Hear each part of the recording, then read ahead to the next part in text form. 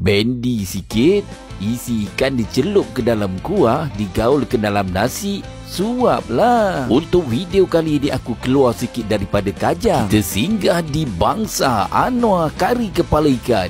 Menurut Tuan Anwar ni, dia berniaga hampir 50 tahun. Wah, memang lama betul tu. Menunya ringkas saja geng. Ada tauge, ada ayam goreng dan sotong.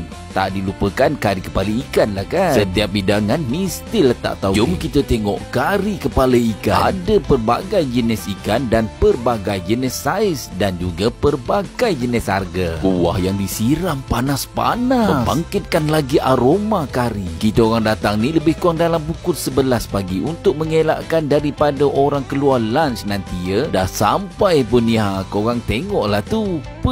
Memang mengancam. Orang tua-tua dulu cakap tak elok makan kepala ikan ni. Oleh kerana aku nampak sedap, aku langgarlah petua orang lama tu. Walaupun ada kari kepala ikan, ayam goreng tak dilupakan. Kuahnya pula tak adalah pekat, tak ada cair, sedang-sedang aja.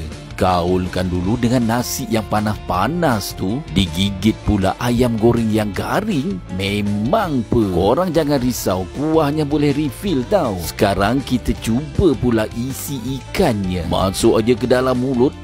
Lembut bak kapas. Apa yang membuatkan lagi menarik, taugenya diletakkan ni mentah, tapi bila makan berkerup-kerap. Itu yang menaikkan lagi selera makan. Tapi yang tak makan tauge itu, minta maaf lah ya. Selagi belum habis, kita kayuh lagi. Walaupun nama kari kepala ikan, tetapi banyak juga isi dia geng. Untuk sotong pula ada sedikit liat. Wah, memang puas hati lah makan dekat sini. Boleh repeat lagi. Problem datang dekat sini ialah parkingnya memang payah sikit geng. Orang pun dah semakin ramai. Maklumlah dah keluar lan kan, tak boleh nak lepak lama. Meja terhad aja geng. Pada peminat kari kepala ikan, apa tunggu lagi?